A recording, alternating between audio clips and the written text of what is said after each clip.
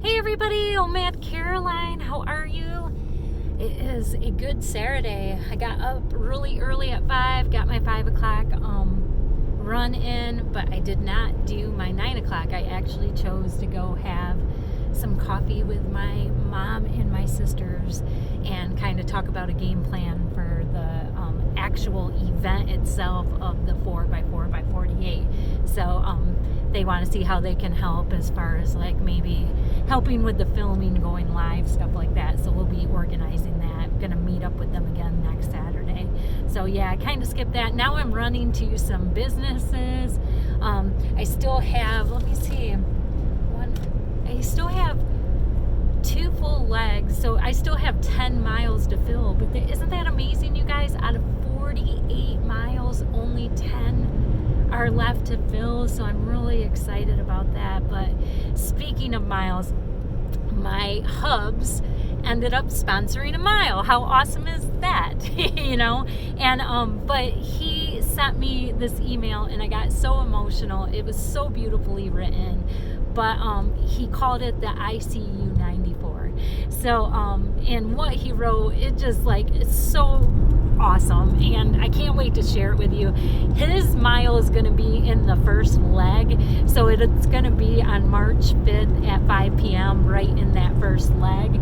So I'll be sharing what he wrote during his mile, but I wanted to give you a little heads up what it's about, because I shared this with Snaking with Sarah. So it's so funny because I had just shared this with Sarah, and then Ted sends me this like sponsorship for a mile and talked about exactly that, because I've only shared this story with Sarah and Ted. So but anyways, I wanted to tell you a little bit about this so that it makes a little sense when I read what Ted says in his message. So you guys know for my 50th birthday I did that half marathon, and as I was running it, I shared with Ted, I run a lot and I work out a lot, but you guys, I am a lone fitness person. I like working out alone. I just do. I like being in my own head. I like pulling strength from myself, and I like just putting the work into where I need it to be. So I want to run my own race, if that makes sense. I just want to run my own race, and so I just like being alone when it comes to really hard things. So even when Ted and I run like 5Ks, 10Ks, we never run together. And I even remember I did a 5K a few years ago with my niece Melanie, and I remember I was running with Melanie and Ted and I just told them, guys, go, because I just needed to be alone. Back then I was weighing like 230 some pounds, and I'm trying to run a 5K, and I was miserable, and I was like, I need to do this by myself. Because what's funny about me is words of encouragement, I don't like it. Like, I don't like people encouraging me. I don't like people cheering me on. It's just so funny. It actually has a negative effect on me. It's crazy. Like, I almost, if it wasn't for Ted wanting to create a video for YouTube, I probably would have just told him to be at the start line of the half marathon and at the end, just because I really do struggle, especially when it gets hard, to have anybody rooting me on. I just want to stay in my head and stay focused and just try to pull the power. It's just crazy. But anyway, so during my half marathon, when you're running races, you get a lot of people around you with similar paces, or you got people passing you that are pretty elite and awesome, and they're kind, and they pass you and they're like, good job. And then you got people that are like chit-chatting with you, and saying, wow, you have such a good pace, you stay right on pace.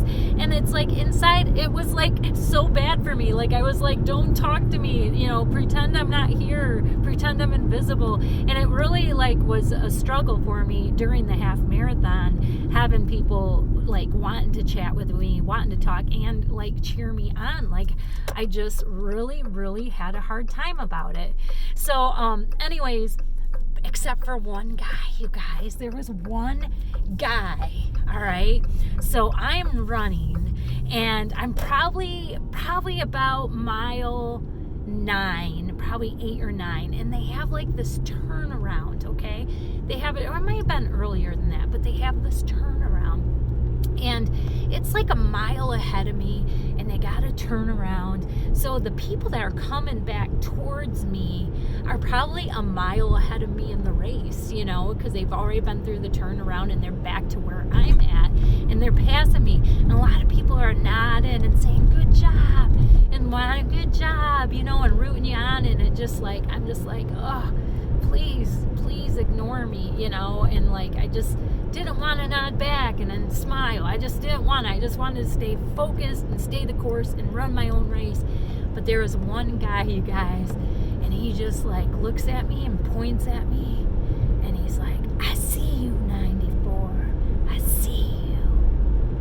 And my gosh, you guys, I got so pumped up. And I told Ted, it was like, it wasn't encouraging. It was more like, I see you putting the work in. I see that.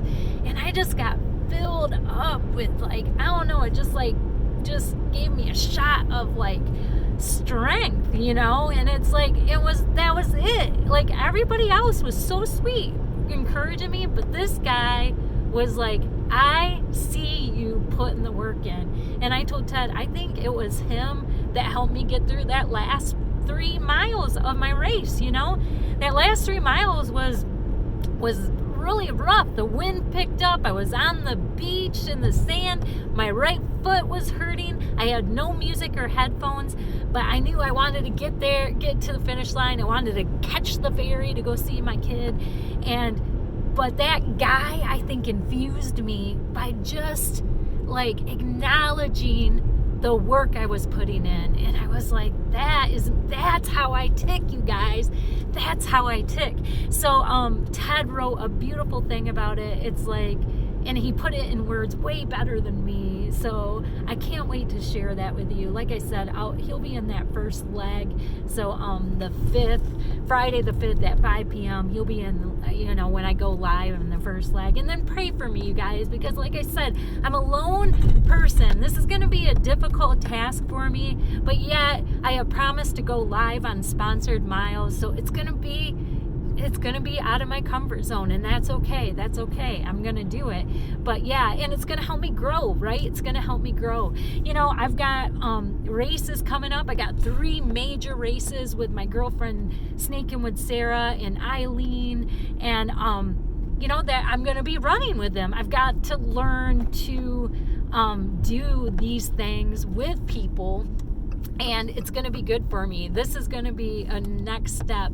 But yeah, I just wanted to share that with you, so maybe you guys get a little bit more. He says it really good, but I don't think he really says that it came from like that race. And I just wanted to share it with you. But the way he wrote it is just, Ted has always been the most excellent writer. And yeah, so I can't wait to share that with you. But yeah, just wanted to jump on, you guys. I'm almost to a business, so I'm going to let you go. Wish me luck on filling these last 10 miles. I'm so excited. If you guys want to learn more about my fundraiser, go to thecocoon48.com and you can read more about it. So, all right, you guys, talk to you later. Bye.